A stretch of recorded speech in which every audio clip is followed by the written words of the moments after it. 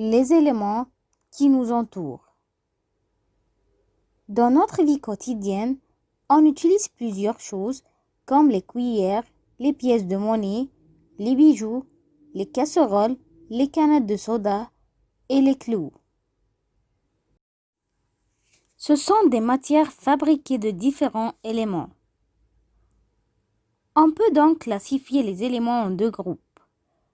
Le groupe des métaux et le groupe des non-métaux. Le groupe des métaux comme le fer, le cuivre, l'aluminium, l'or et le mercure. Les métaux se caractérisent par les propriétés suivantes. Les métaux ont un éclat métallique ou bien un éclat brillant. Les métaux sont bons conducteurs de la chaleur, ça veut dire qu'ils conduisent la chaleur. Attention, on ne peut pas toucher la casserole parce qu'elle est très chaude.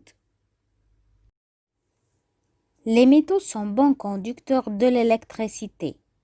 Ça veut dire qu'ils conduisent l'électricité. L'éclairage de la lampe prouve que le fil en cuivre conduit l'électricité. Regardez le fil conducteur de la lampe.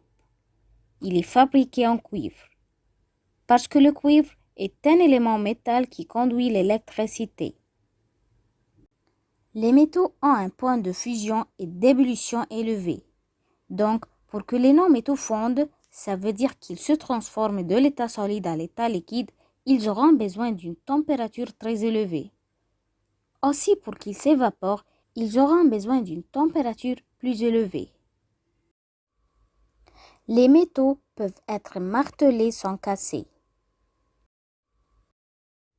Les métaux peuvent être étirés sans casser. Les métaux peuvent être pliés sans casser. Les non-métaux comme le soufre, le phosphore, le graphite ou bien le carbone et le brome.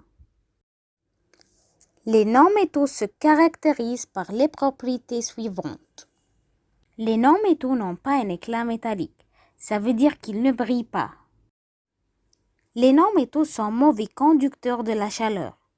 Donc, la chaleur ne peut pas passer à travers les non-métaux, comme cette cuillère en bois. Les non-métaux sont mauvais conducteurs de l'électricité.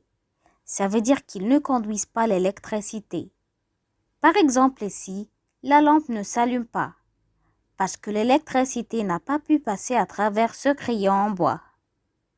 Les non-métaux ont un point de fusion et d'ébullition bas. Et voilà le soufre qui fond par la température de la flamme.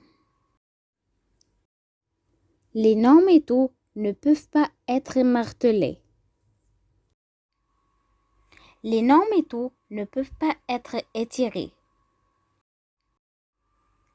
Les non-métaux ne peuvent pas être pliés. Faites attention, le mercure est le seul élément métal qui se trouve à l'état liquide. Aussi, le brome est le seul élément non métal qui se trouve à l'état liquide.